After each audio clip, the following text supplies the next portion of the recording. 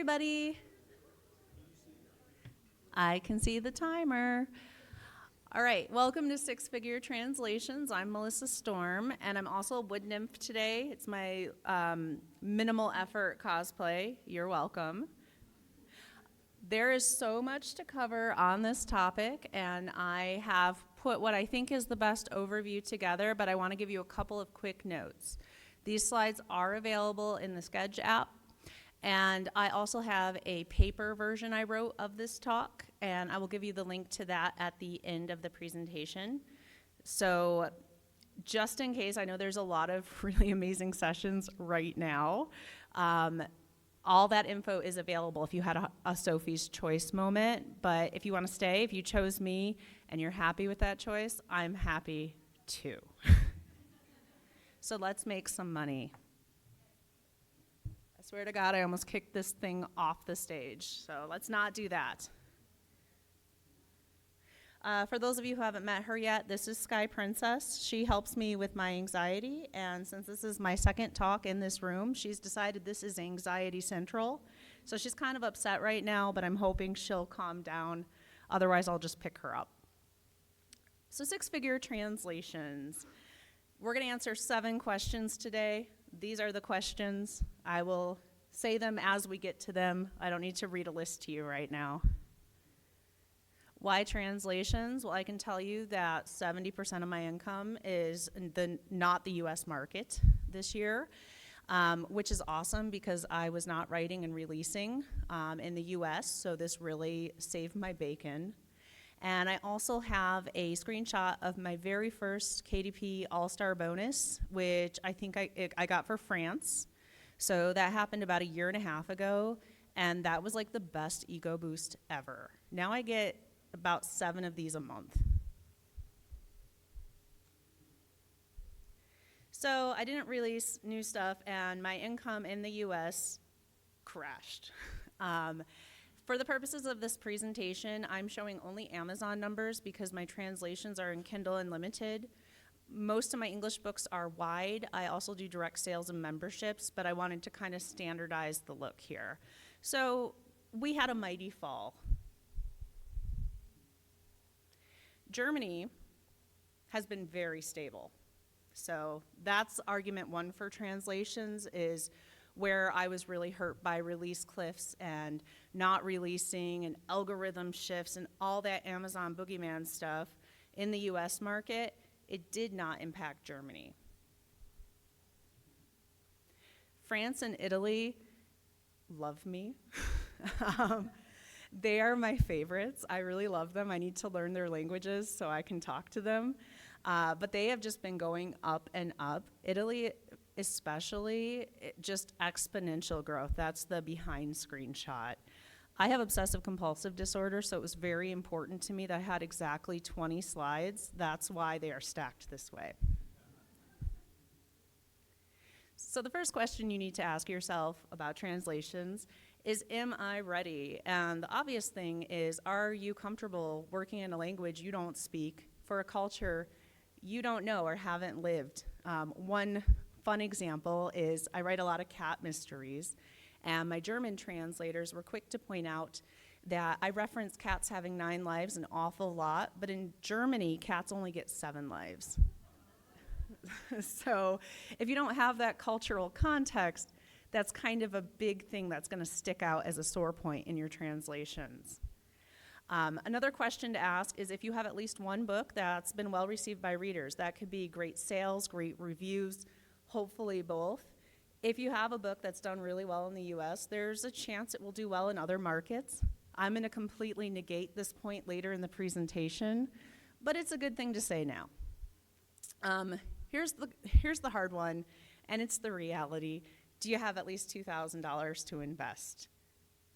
And as a follow-up, let's say you take a gamble. I believe in big risks, big rewards.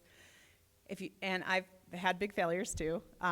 If you take a gamble and you pay the $2K and your translation bombs, will it destroy your career, your confidence, or anything else you can't recover?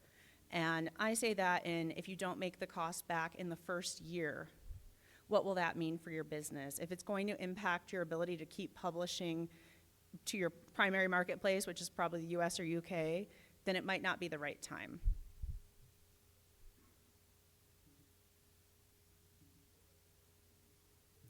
The next question to ask is, what does it cost to translate? And the things that determine cost are the demand of the specific language and marketplace, how fast you want your translators working. I have different rates for, oh my God, translate this within a month, I need it now, versus go at your own pace. It's also going to depend on your translator's credentials and experience. A caveat is if you find a technical translator who's worked with medical, nonfiction, or big businesses, their rates are going to be exorbitantly high. Do not hire them unless they're willing to lower them a lot. And I will actually tell you exactly how much to pay in a second here. The cost also depends on if you're hiring a solo freelance translation, a team, or an agency. There are some great indie agencies who will publish and edit your translation for you. So that's different than if you're DIYing. The length of your book determines the cost, obviously, and the currency. So translators can be a little sneaky, whether on purpose or not. I think usually not. But they might quote you in US dollars and then invoice you in pounds or euros, and that is a different amount of money. So just pay attention to that. And I have an orange AI caveat. There is a program called DeepL, capital L, that is a translation AI. Some authors are using it and putting their translations straight up or having it edited.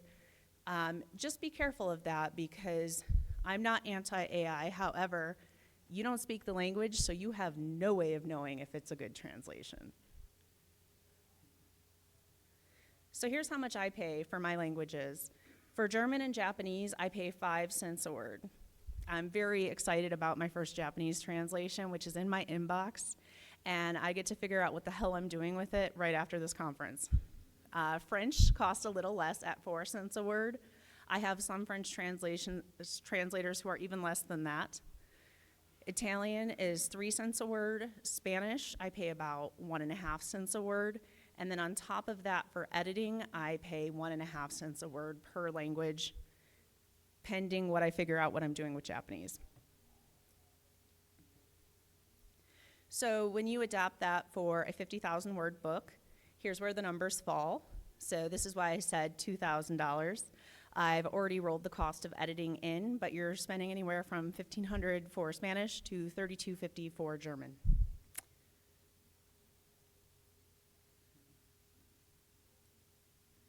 And I will add that most of my books that have been successful in translations are only 30,000 words.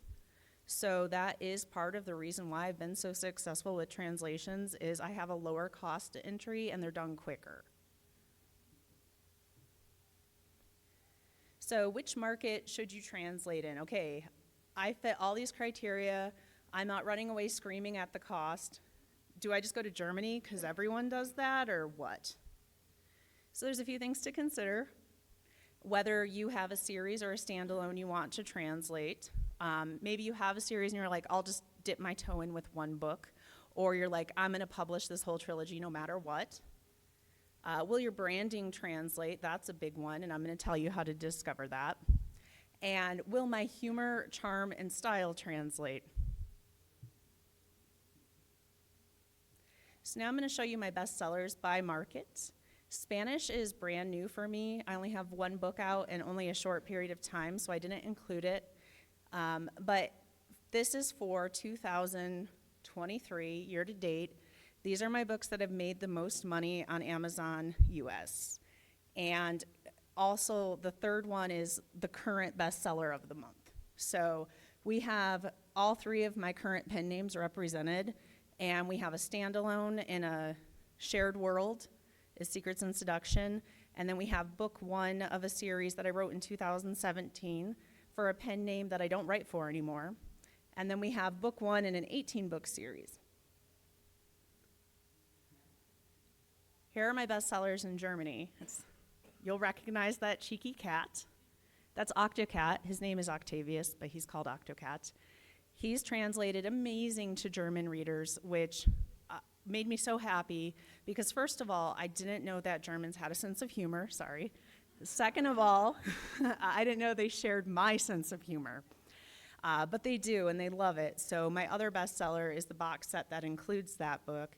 And the bestseller of the month is the most recent release in that series, which is book 16.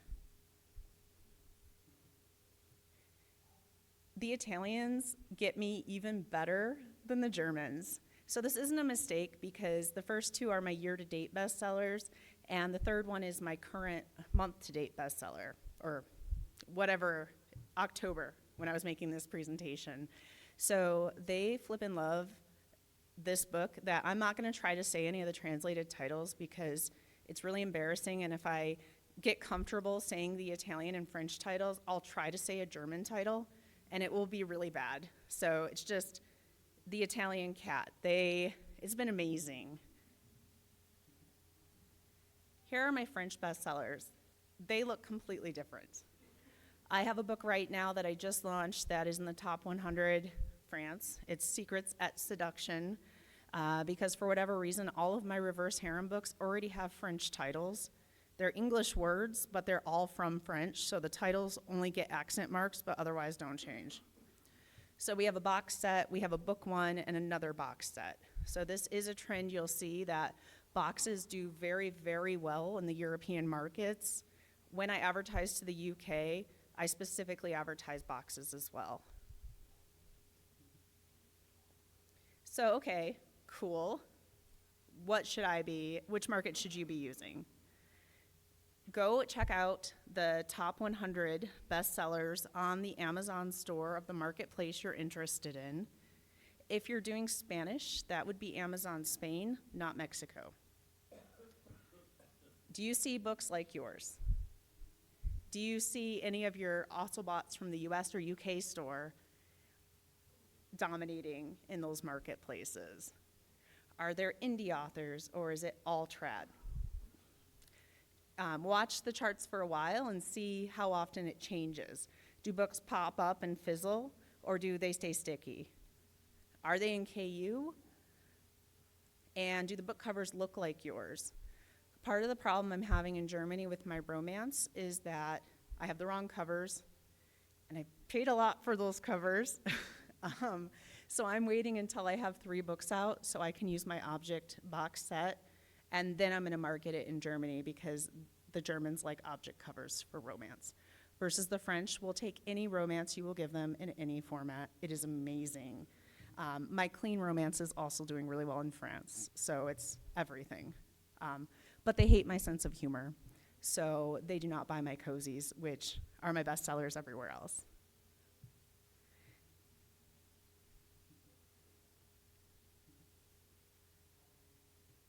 So in finding a translator, there are a few methods.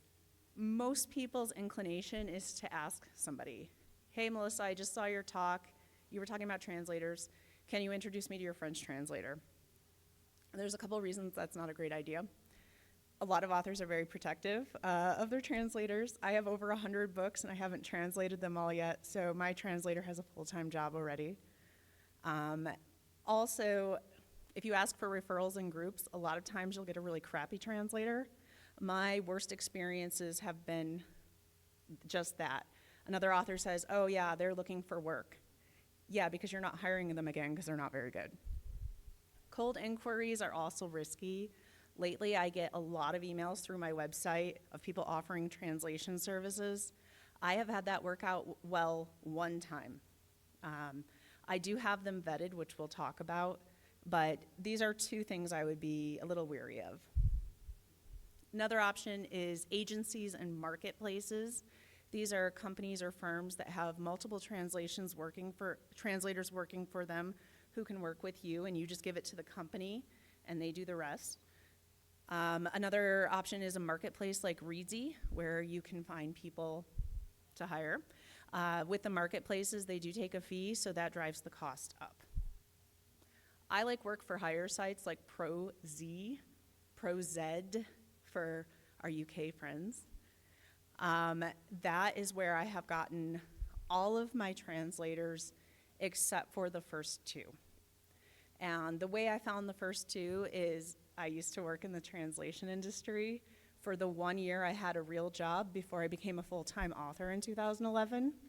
And I maintained those contacts because yay, social media. And the Germans were very eager to help me. Ever since then, my German translators vet and hire all other translators. They do the contracts. They tell them the rates. They're kind of my project managers, and I love them. Always vet your translator. Somebody can be really excited to work with you and look really good on paper, but you want to give them a sample of 1 or 2 pages of your book and ask them to do a sample translation, which less than 500 words, you're offering possibly a few $1,000s.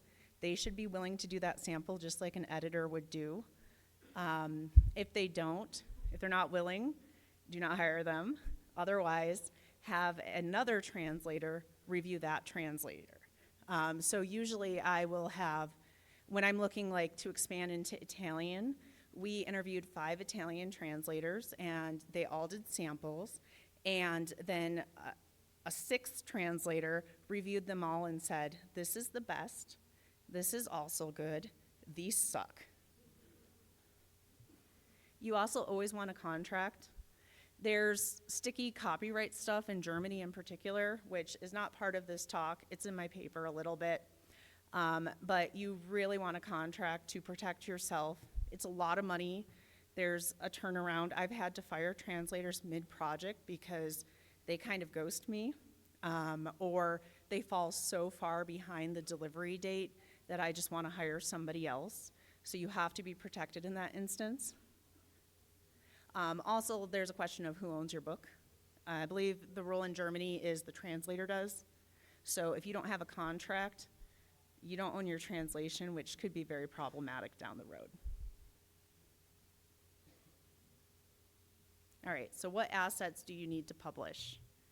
You need your translation. You're going to have to adapt your cover. That doesn't necessarily mean redesign it, but you at least should translate the title and the series name, and if you have a bestseller tag. You're going to want to translate your book description, which I forget every fucking time. Sorry for the language. But then I'm like so ready, and I have it formatted, and I'm good to go, and I don't have a blurb. So then I have to email the translator back and be like, please help me. So since I always forget this, I've actually sent every single blurb for all of my books to each of my languages, and I just have a file waiting because I always forget. You also want to make sure you translate your copyright page. You only need to do that once, and then you can just copy paste it from translation to translation, updating the name of the translator and the year once per language. Don't put a French copyright page into an Italian book. I don't think they would like that. The orange are things that would be nice to have, but I don't consider compulsory, and that is your author bio translated. The front and back matter. Part of why I sell so well abroad is because I have really optimized these. I have a note to my readers in each country, leading them to that Facebook page and website, which we'll talk about in a minute. And I have the back matter with my other series. I'm optimized to sell through. I have book previews. It can get costly adding all these things, but I do really think it helps with conversion if you can do it. Also, if you have a market-specific landing page. So on my website, melstorm.com, if you go there, there's a couple of flags in the menu bar. And if you click on the German flag, you see my German books. And if you click on the French flag, you see my French books. But they're both hosted on my English site.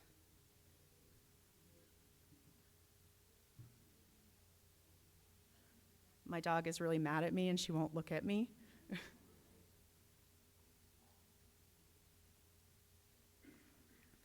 I have a rule that this is going to sound so cheeky and immature, but it's what I do, and it works, so I'm just going to admit it.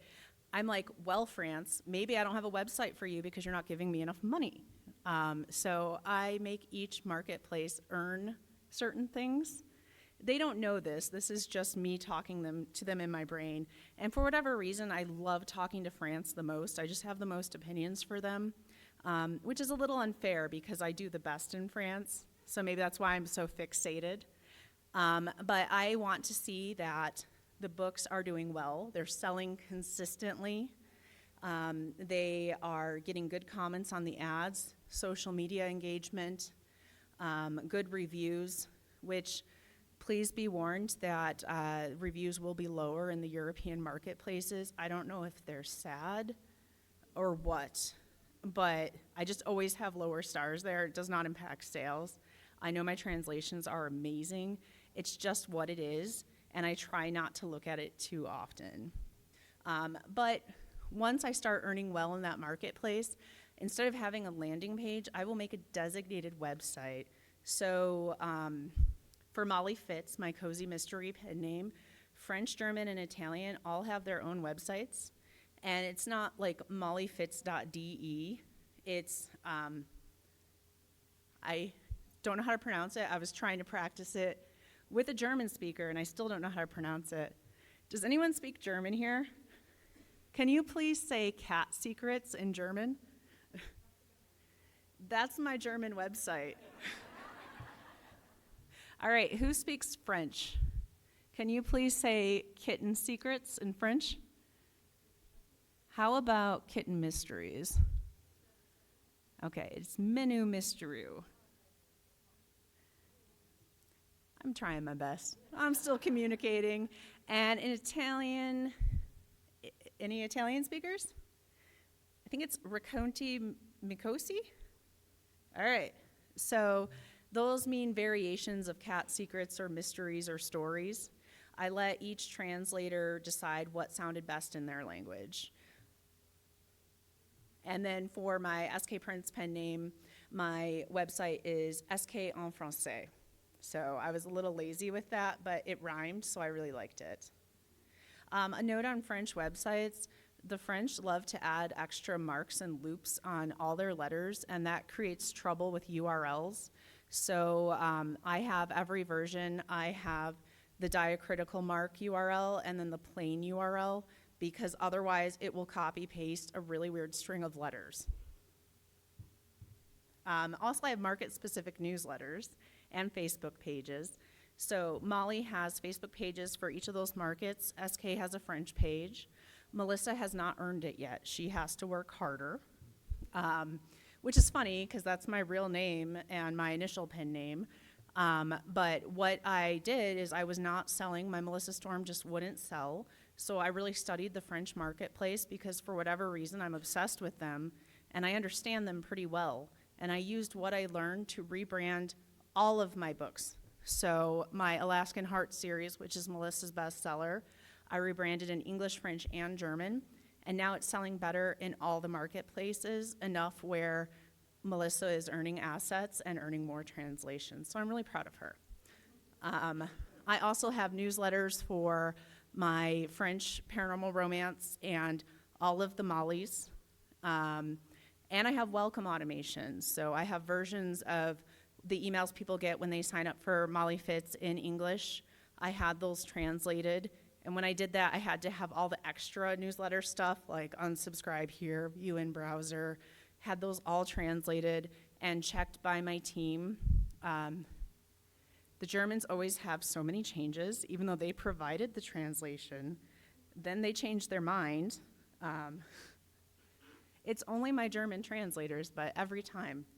I also translate lead magnets, so I have short stories that people get when they sign up for my newsletter in English, and when a market's starting to do really well, I will also translate it for that market, which is how I'm growing my newsletters so fast.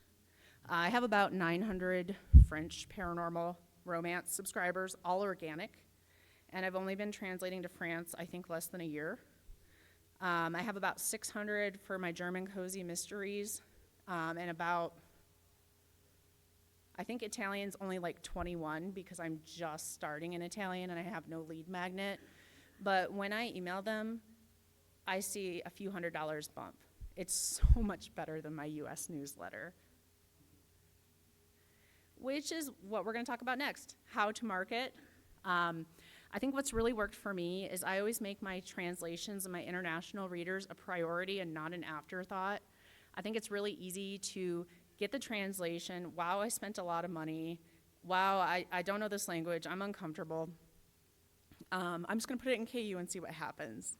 But I really work to, instead of using Google Translate on a newsletter, I'll write a note and I'll try to tailor it for what I think my French readers might be interested in. Like, I'm trying to learn French on Duolingo so I can talk to you guys better and things like that. I have it translated. I know it's fluent. And I get more fan mail from my international readers than my US readers. I have social media. That is actually awesome. My Italian page is kind of exploding right now, and they're super engaged. I have character quizzes and other fun things that I give them, and it really works because most people just don't do it. Ads as well. You don't have to spend a lot to get a huge impact. My return on investment for ads for my translations is so much higher. And I also usually don't spend more than $5 or $10 a day, versus in the US, I might spend up to $100 a day on something. You can't scale that way with the smaller markets.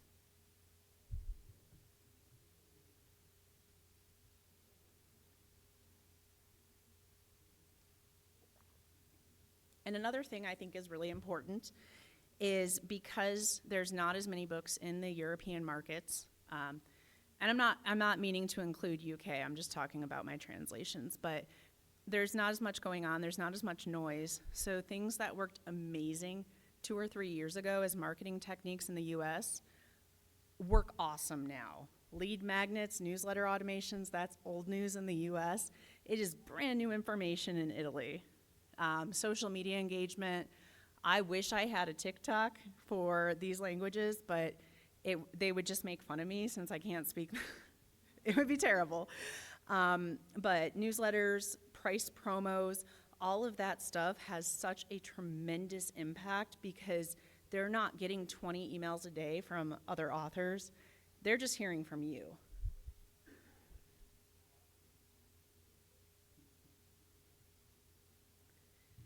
So I wrote all this into a paper. It's about 4,000 words. I have links and examples, and it's very fluent. You don't have the pretty pictures, but it's all there. So if you go to my business website, this is totally cheeky of me. I've been hanging out with a lot of Europeans this week, so that's why I keep saying cheeky. I think I'm going to keep it, though. I like it. Novelpublicity.com/translation. It's in the menu bar as well, and you'll get that whole paper. I'm not trying to sell translations. I do not want to do that. I think that would be horrible, and it's not something I want to do. And they cost enough already without adding an agency fee on. But if you want, well, I've built this thing where I think there's such a high cost of entry and so much to learn. So I have built websites that are BookBubby in French, German, Italian, and Spanish that are reader-oriented, where you can have us build a landing page for you, and all the information will be correct and translated professionally, and you do not have to worry about learning it. So if you want a German book page or German author page, it lives here. And as I build it, I'm also planning on doing newsletters. And also, if you wanted, we have Facebook pages for each marketplace, and we can run your ads through them as well. So that's as salesy as I'm going to get. I made it through that way faster than I expected with how much information there is about translations. So please, dear God, ask me some questions and make them really, really good. I think we have mics. And if you can ask me hard questions that I don't know how to answer, that is my favorite kind of question, because then I learn something. I was just curious if you sell mostly ebooks, or do you sell any physical books? So it's really interesting because I sell print much better in France and Germany than anywhere else. I probably make about $1,500 a month on print, and I do not try. I'm also setting up direct sales for my translations because, like what I said, things that worked 2 or 3 years ago in the US work great now in those markets. So what would something that works now in the US do? So that's my next adventure. Thanks, Melissa. I've got two questions for you. The first one is, what venues do you use for advertising? And the second question, so I don't forget it, is, are you also doing audiobooks?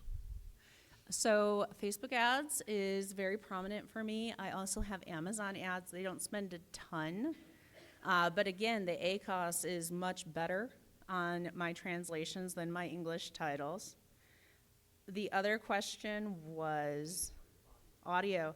I do have German audiobooks, and they sell better than my English audiobooks. I also signed with a German audio publisher, and that has been frustrating as hell. But I'm trying to keep good spirits about it and say that I learned a lesson, and at least they don't have my best-selling series. Yes. So when you are setting up your Amazon page, I know that you mentioned translating your blurb. What about keywords? Is that something that needs to be translated, or are you using that in English? Yes, you definitely want translated keywords, and I fit as many as I can in the box. So for German, that's 2 words a box. But you can fit a lot of French and Italian words in there. I ask my translators for help, but they have no idea what's actually needed. So they try, and they might have like some trendy term, like in French it's like le bête noir or something. And in Italian it's like yellow paper means cozy mystery. So they give me that information, but otherwise I've used Google Translate. I've looked at the Amazon categories and bestseller lists to get words. And the thing I've recently done that's super helpful is I learned that ChatGPT is bilingual, well, multilingual. And I'm like, here's my French blurb. Please give me keywords to help sell the book on Amazon and put the English translation in parentheses. And then it gives me like 20 of them, and I pick my favorites and put them in the boxes. And when I use that to redo my keywords, it actually did improve my sales. So my question was, how much emphasis do you put on random fan feedback? So I have a German translation.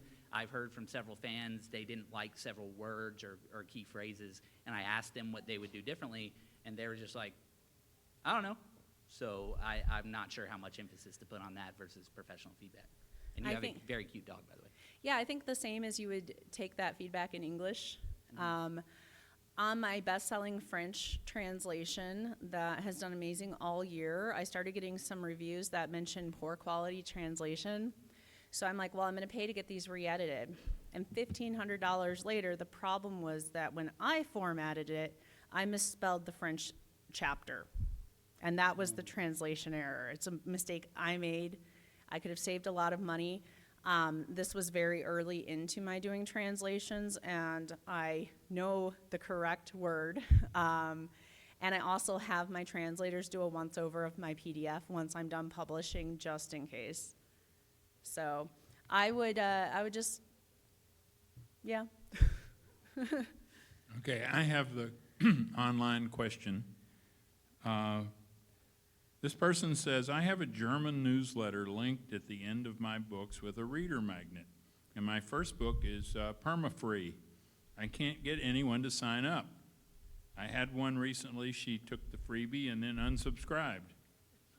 My feeling is that the Germans don't like newsletters, but yours is going well. Any suggestions? Wow. Like I said, I didn't think the Germans had a sense of humor, but they do. No, that's not funny. That's not what I mean. That happens in English, too. I recently got so frustrated with one of my newsletters that I emailed everyone and said, if you want to stay, click this link. And then I unsubscribed everybody else. So the tide is changing against newsletters. I would say with your German translation, really optimize your back matter. I treat it very similar to how I treat my English back matter, and I call it my punch 1-2 strategy. And instead of saying leave a review, go to my newsletter, do this thing, do that thing, it's very focused. At the end of the chapter on the same page, I have the hook for the next book, and it's now available. Buy it. What? What do you want to say?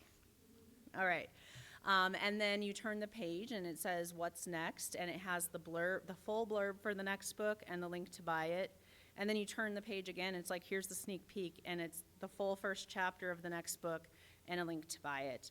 And then after that, I'm like, here's my newsletter. But the other thing I do is I do a reader note at the beginning of the book, which I do in English too, and I'm like, hey, welcome to my crazy world of cats.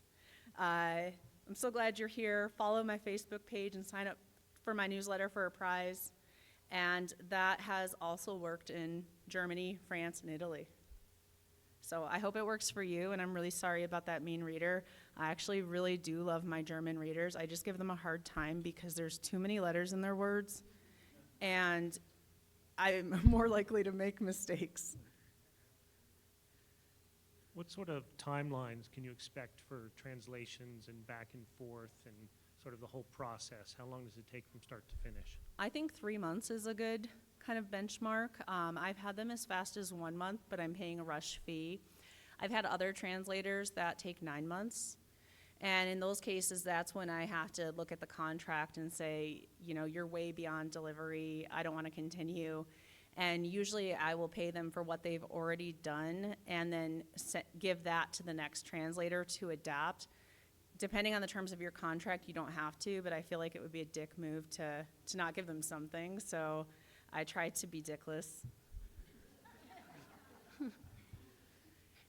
Can I be cheeky and ask 2 questions, please? You said cheeky, so Yes. you get ultimate questions, unlimited.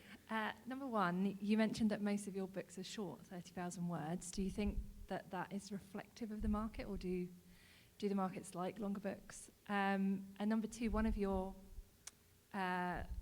books up there, the title wasn't changed. It was an English title. Was that deliberate?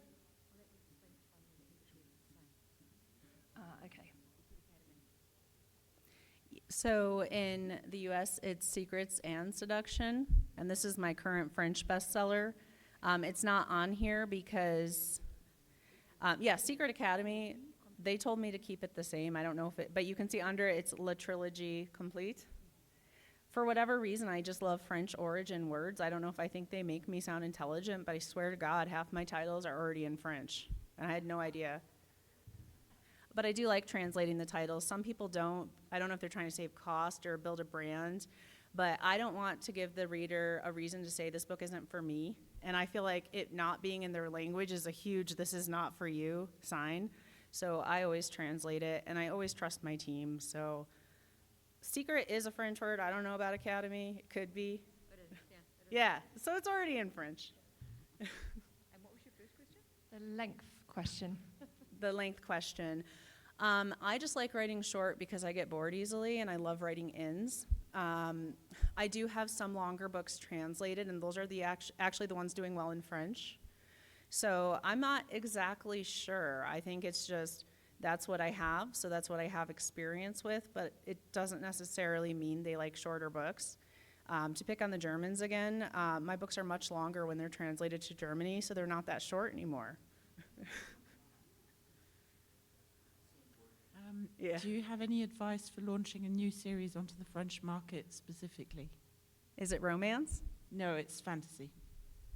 I haven't done fantasy in French yet. I do have one coming because it's to the point where as soon as I get the book back from my editor in English, I send it to the French translators because it's just so hot for me. Launching it, I would definitely try Facebook and Amazon ads. When you're doing Facebook ads, hide the button because the call to action button, like learn more or shop now, they don't translate it. So I don't want them to see that in the wrong language and think the book is not for them. When I'm doing Facebook ads like the Secret Academy here, I'll crop it so they can see the title and see it's in their language. And I put the blurb in, and I have read this great book in Kindle Unlimited translated. But Facebook ads at just $5 a day make a huge impact in these marketplaces. In terms of price promotions, they work for me in Germany, but France is weird about that stuff. There's laws that I don't understand. And I've tried doing price promotions in France, and they haven't been great. But what I'm really excited about is I think 9 of my translations are going to be in Prime Reading next month. And I am so flippin' excited. I cannot wait for that.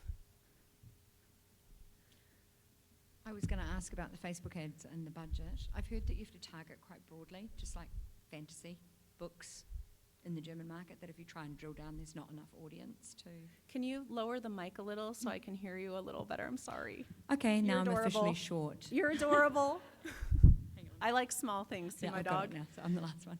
I had a couple of questions, but I had heard that the Facebook targeting for Germany has just to be something like fiction books or fantasy books. It has to be really broad because otherwise the audiences are too small. Is that correct? That is correct. I've done a lot of experimenting with that. A lot of U.S. targeting is becoming broader and broader, and I tend to favor audiences that are at least 5 million. Since these markets are so much smaller, you do want to be broad.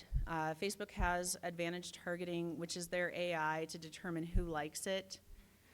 In terms of where to serve, if you search KDP ebook territories, you'll get the page and it tells you which countries use which Amazon store.